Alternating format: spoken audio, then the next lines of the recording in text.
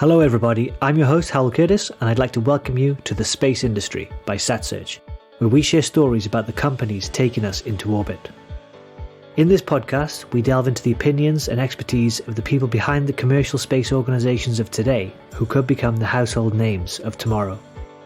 Before we get started with the episode, remember you can find out more information about the suppliers, products and innovations that are mentioned in this discussion on the global marketplace for space at satsearch.com. Hello and welcome to the episode. Today I'm joined by James Barrington-Brown, CEO of NewSpace Systems, a space industry manufacturer with facilities in South Africa and the UK. NewSpace Systems has developed a strong heritage in the modern commercial space sector, with hardware and services provided to more than 60 clients, including several national agencies. But this progress is built on a foundation of expertise in so-called old space industry, by applying lessons from working on missions and services in years and decades past. And that's what we're going to discuss today. So firstly, James, welcome to the podcast. And is there anything you'd like to add to that introduction? Oh, thanks very much to satsearch for inviting me, and welcome to the audience. Right, fantastic. So let's dive into this topic. Now, how do you personally define, old space and new space? Where are the lines and where are maybe the overlaps? And particularly, I think you could be considered as an industry executive who's been one of the drivers of this transformation that we've seen. Yeah, well, the first thing is new space isn't really new. I mean, I see the grandfather of the small sat and what's sort of become new space as SSTL, and they launched GeoSat-1 back in 1981. So we're talking 40 years ago. I joined the industry, a company called SIL, back in 89. We were the first people to fly FPGAs on a European Space Agency mission on SOHO, which is still working today. I mean, launched in 95, so that's 25 years ago. And people seem to think that constellations are new, and I was around when they were doing Orbcom and Global Star and Iridium, and they're all back in the late 90s. So new space to me is not new, but it has moved on. I mean, even a lot of people think CubeSats are kind of the birth of new space, but even those, Bob Twiggs developed that back in 1999. So even CubeSats now are celebrating 20 years. But if you're trying to define the difference, I mean, old space is really government focused, where risk was, it was unacceptable for things to fail. And new space really, to me, is more about applications. It's about new business models. It's about doing things using space assets that couldn't be done before. All about closing a business plan. So you have to make the space infrastructure and the launch infrastructure, the ground segment, cheap enough to now close a business case for an application which may have been done terrestrially before, but now can be done in space. So it's all about things like time to market, minimal viable product, total lifetime cost, which would be nice to talk some more about that later on. But fundamentally, the point I wanted to talk about today is, the physics hasn't changed. The chemistry hasn't changed. There's still radiation, there's still atomic oxygen, you're still working in vacuum, you're still working in zero gravity. So it's really important not to throw out the baby with the bathwater, as they say. Let's not try and reinvent everything. There are some things which have been tried and tested, a lot of failures, and you learn from failures. So let's not throw all that away with a new wave of innovation, which is fantastic. We're on that wave, but it's really important to learn from our history. Yeah, that's really interesting take on it. On that, I think teams today have to sort of find a balance between merging maybe the old space, inverted commas, processes with new space's commercial technologies. And you're saying that those two things are, overlap quite a lot. How do you think teams can find that sort of balance? I mean, are there any examples you could share based on NewSpace Systems' own product development history? Yeah, I mean, maybe if I talk a little bit about our approach. I mean, the old space way, as I would call it, was a lot of, because everything was risk averse, there was no chance of failure. So a lot of things were about optimization, a lot of analysis. And now the new route seems to be build something and test it and do that rapidly. It's almost like sort of agile process with software. You do rapid iterations, and Elon Musk is a fantastic advocate of this. His phrase of I think it's RUD, rapid unintended demolition or destruction or something. He builds things rapidly, and while he's testing the first one, he's building the next generation, and he tests. Whereas the old approach, and you can see that in things like the SLS program, launcher programs in the States, they are years behind what Elon's doing. So our approach tends to be use digital systems because they're easily to reprogram. So everything we build is processor or FPGA based. Over design on the mechanics. So we tend to use big thick boxes and not do, take little pockets of mass out. So things tend to be over mass, but that's also good because it gives you good radiation performance if you've got thicker boxes. And then we test and we test and we test again. And as we really focus on the engineering model, qualification model stage to make sure that what is built is going to work, but do it much more rapidly than the old traditional way. Right, interesting. Yeah, I think contrasting the Elon Musk approach with the SLS in America is a very clear way of seeing these two modalities you're talking about. Well, a follow on from that is, we still build stuff the old way. You can't maintain stuff in space. The nice thing is with software-defined things, you can start doing some maintenance in orbit.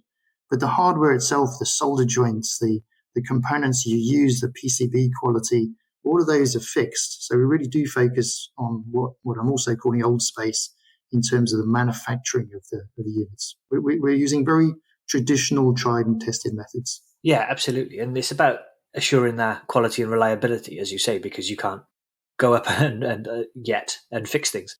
So another way that the industry tries to achieve that quality and reliability is in terms of standards, which suppliers and manufacturers can use. And we talk about that only standards which can actually be adhered to are really genuinely useful and are really likely to succeed in improving that quality. Now, do you see merit in certain standards for NewSpace being agreed to by different stakeholders, including industries and agencies, through mission experiences that have occurred so far? And how do you see this playing out? Yeah, I think overall standards are great.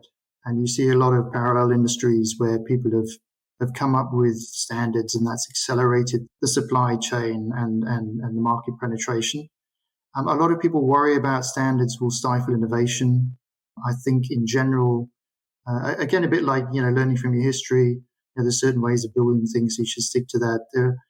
Having a standard doesn't really stop you inventing new things, but you can still talk to the same boxes or whatever. So a lot of people talk about standards at the hardware level, and I'm a big fan of that, but I've seen many, many companies sort of say, well, this is a new standard, but they're the only people using it. So it's not a standard. I mean, we really focus on process. And people throw up their hands when you talk about the ECSS processes, which are the ones that ESA use. But ECSS, by its definition, actually allows tailoring of those standards. So it's a nice kind of framework, and there's 101 acronyms, which I hope some of your listeners will understand, like PDRs and CDRs and MRRs. But if you put it in more easy to understand terminology, when you start on a project, you want to sit around and say, are we going in the right direction? You can call it a preliminary design review, PDR. And then once you've got to the end of the design, you can sit around and say, okay, have we thought this through? Is this what we actually want to build? And that's a critical design review or a CDR. And then you get to the next point, you say, okay, well, are we ready to build this thing? Have we bought all the bits? Have we written down how we're going to assemble it? And that's a manufacturing readiness review. And you can go through all these different reviews, and ultimately you get to the DRB, the delivery. Are you talking to your customer to make sure that what you've built for them is actually what they wanted in the first place? And you've ticked all the boxes, you've tested what you wanted, they've got the documentation they want.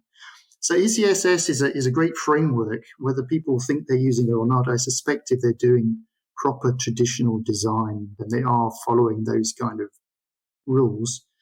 And then on top of that, there's some very detailed stuff, which a lot of it, we don't follow the software ECSS rules. They are just very, very heavy. And you spend months before you actually start doing any coding, which is kind of against this sort of agile flow I was talking about earlier.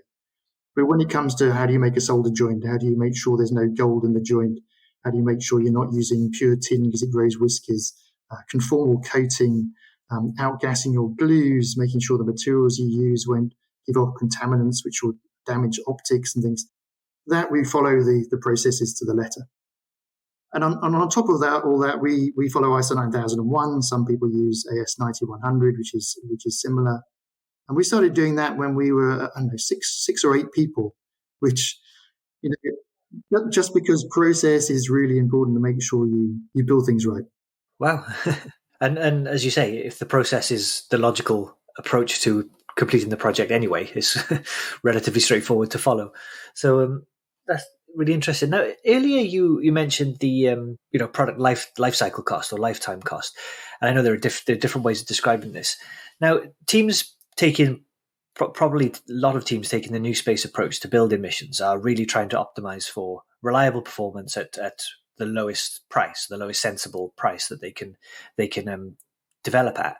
Could you share any insights about how teams should be thinking about the real total, product lifecycle cost or lifetime cost of a mission? Yeah, I mean, it worries me when I look at the market. A lot of people are fighting each other to be the lowest cost entrants, and that isn't taking into account the total lifetime cost. As I mentioned, I've been in small sats for I guess it's more than 30 years now, and it hasn't fundamentally changed. The driver to go smaller is to reduce mass, and it's all because of launch cost. Now, it's interesting, and we can talk maybe later about whether that's going to continue, but launch cost at the moment is still the driving cost. Even when you go on the transporter missions with Elon, it's still expensive. And so there's no point in building something very cheap if your launch is going to be very expensive, or building something very expensive if your launch is going to be very cheap. And the way I've explained to other people is you see these very long sort of sausage-shaped balloons that magicians turn into dogs and butterflies and different shapes at kids' parties. Everything should be balanced. If you squeeze it in one place, then it bulges out in another one. And something I was brought up by my mentor many years ago was, well, I call it the Ward Law, but basically you want to keep things balanced, and you split things into 5 sections. So your platform cost, your payload cost, your launch cost, and your ground segment cost should all be roughly the same. And then the other 5th is contingency. So if something goes wrong, you've still got a backup. And at the moment, I think people are really focusing on lowering the cost of the platform, and that's not a balanced approach. And one of the other problems I see is payload is still too expensive. But I guess that's because payloads are very mission specific and they tend to be made in smaller quantities. But I think there's still some work to be done on reducing payload cost. Right, interesting. So, yeah, that's a great way of looking at it with those 5 areas. And, yeah, it should be very useful for our listeners to kind of remember. You mentioned earlier that, you'd been working on effectively some constellation programs for many, many years. And we know that NewSpace Systems has also been a key supplier to, like, the OneWeb constellation, for example. In the more modern industry, in more recent years, what do you think have been some of the major challenges that you've had to overcome in meeting the volume requirements that those constellations prescribe while keeping up with the quality and reliability as we discussed earlier? And have any of the lessons from those earlier years, if you don't mind me saying it that way, have they helped? Yeah, I mean, there is a difference now that volumes have gone up, and that is, NewSpace. They've never really done well. As I mentioned, there were a few constellations, but they were in the 40s, 50s off, and now things like OneWeb, Starlink, they're in hundreds of units. But again, we can learn from history. I mean, the automotive sector, aviation sector, they're not quite the volumes we're talking about in space, but they've done a lot of work over the years in lean manufacturing and setting up flexible manufacturing lines, using product trees so you have commonality at sub-assembly level. So we're really focused on that. And to try and put it more, again in terms of your listeners sort of focusing their development, the really important thing is the qualification model. So, do some early prototyping and then get something which is the same as you're going to build and really try and break it. I mean, that is your one opportunity to make sure all the margins are there. You've designed something right. It's robust to temperature, to vacuum, to vibration, to shock, to EMC, etc. And then what we do after that is we really focus on process. And I keep talking about process all the time. But when you're talking automotive or aviation, and now in large quantities for space, it's really important to focus on process. If your qualification model is good and has margins, and you can then guarantee to reproduce that qualification model very reliably, very repeatably, then the amount of verification and test you have to do on each unit itself can go down. And so the majority of our savings on constellations hasn't been in, we still 100% test all our units. And we use things like built-in self-test and automated test, and starting to bring in some of the, Industrial Revolution 4.0 type things like AI, looking at trends and whether things are out of family and that kind of thing. It's really focusing on making sure our processes are very robust, very repeatable. And we do a lot of work on making sure that, there's no change. Any change in process is equivalent to a change in the design. And so we have to requalify, et cetera, et cetera. So it's really focusing on that. And then, design for manufacture. You need to minimize the number of parts. So things like our torque rods went from about 20 parts to, I think, 5 on our latest designs. They really focus on how to reduce the touch time, so how little our operators have to work on it.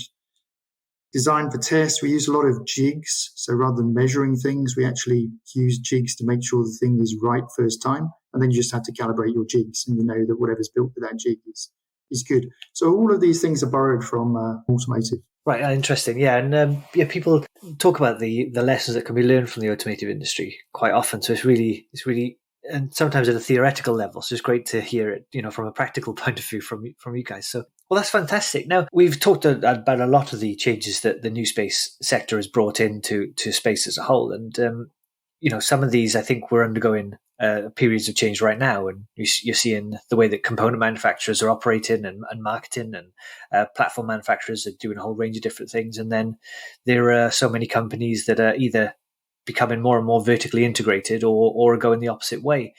And also the kind of average size of I say average size, but the common sizes of platforms that are used are changing too as various electronics get miniaturized, but some payloads are growing in size because of consumer demands, customer demands, etc. So the market's changing a lot. So I wondered if put you on the spot a little bit. If you could step back and look at the new space market as a whole, how do you see things evolving over the next sort of 5, 6, 7 years?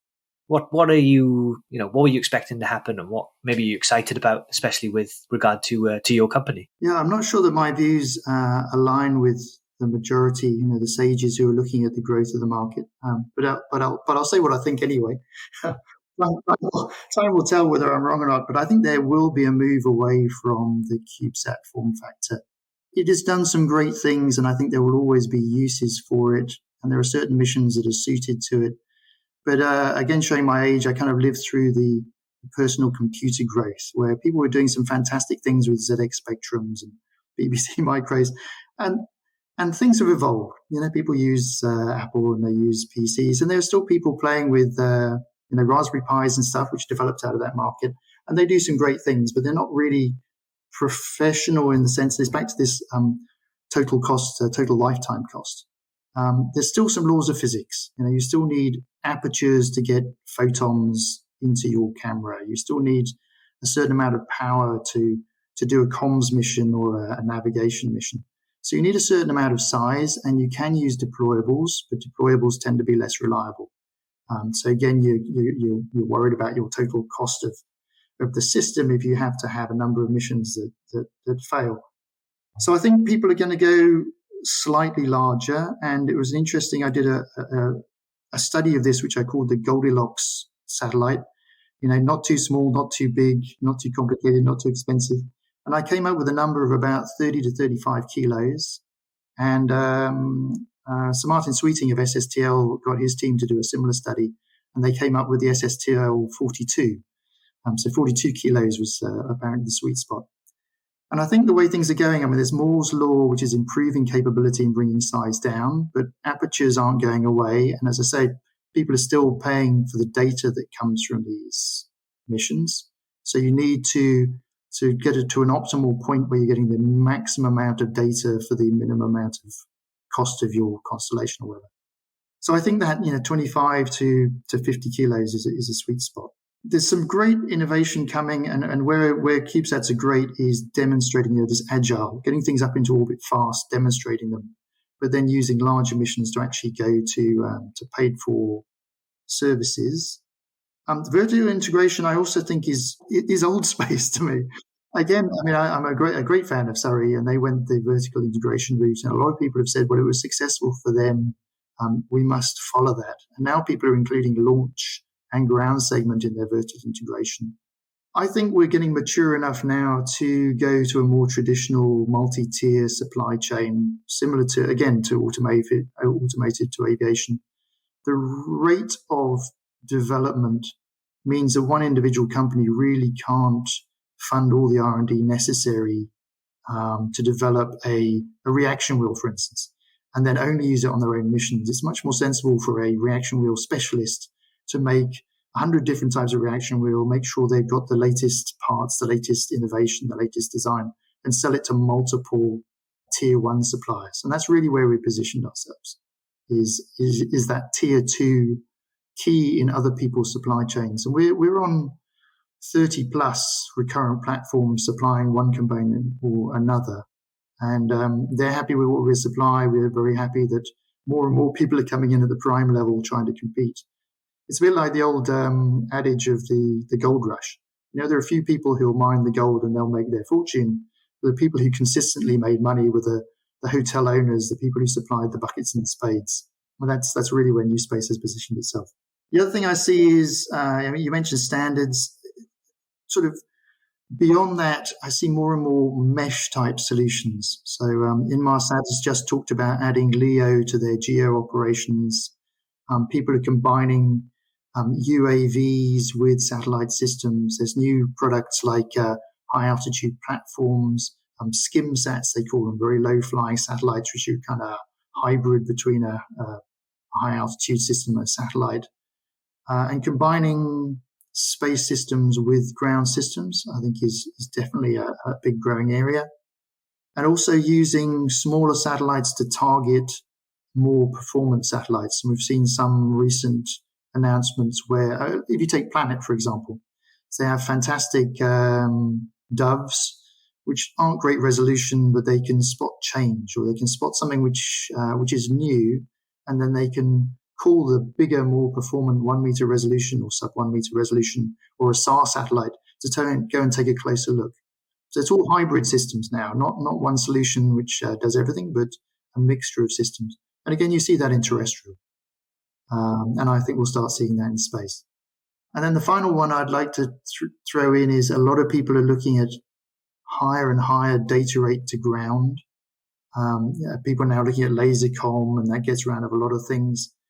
But to me, it's always amazed me that people have got satellites that talk to one thing on the ground, pretty much. It's like, if every mobile phone had to have its own ground station. It doesn't make any sense. So people like Kepler, I think, have got the right idea where they're looking at satellite-to-satellite links.